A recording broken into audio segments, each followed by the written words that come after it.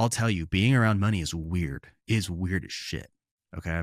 I think I've decided, by the way, I'm going to start calling this podcast um, Soup of Wall Street for rich people that hate rich people, because sometimes that's kind of how I feel.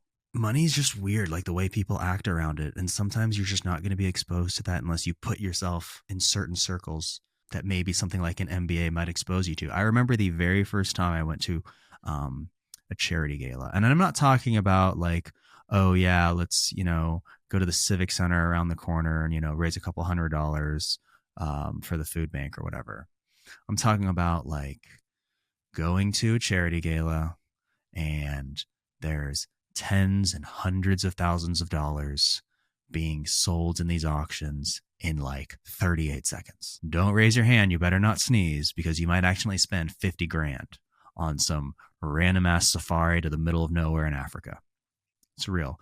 I remember like one time, legit, no joke, I went to one of these. This was like the first one I went to.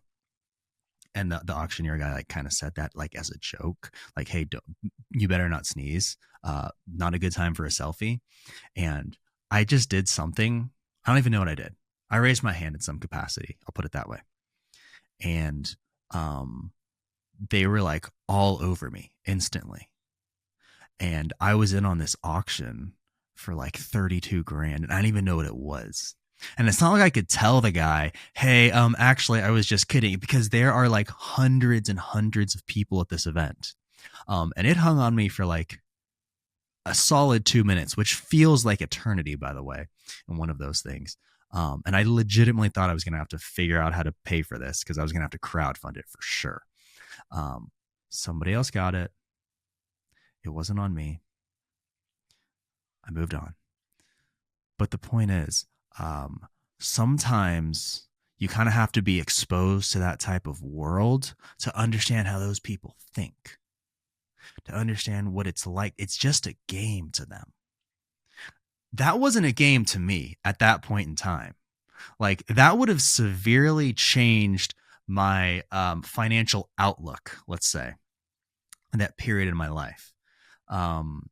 But to everybody else, it was a game. Like, they were just looking at me kind of laughing.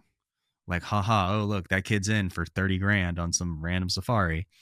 Yeah, and if they had hung on me, it would have been a whole different conversation. But I think I learned something by doing that. And I don't know how else I would have learned it other than by sitting in that room in a charity auction where they're selling random packages for tens and hundreds of thousands of dollars. I literally saw a package, mind you, that started for $1 million. $1 million charity auction. Do you know who can spend $1 million on a charity auction? Not a lot of people, I'll tell you that.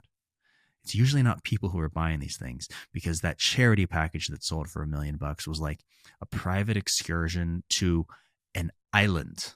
Like, you got the entire island, private jets and 100 people and like food and entertainment for an island. First off, I don't know who has $1 million to spend on a party like that. Second off, who knows 100 people that they can just invite to an island? Like, are you kidding me? I have no idea where I would come up with 100 people that I even want to spend that much time with. But that's the whole point of money for so many people. It's just to show it off to other people like it's a game. And hey, let me invite you to this thing that A, I spent a lot of money on in a very public manner. And then B, you can see how nice it is, all these things that I can get with my money. And you know what? Some of these norms you only just learn by being around other money. I don't know what to say. I didn't bid on the $1 million package. I didn't bid on the $30,000 package either. But maybe getting an MBA is worth it if you think it's important to be around this.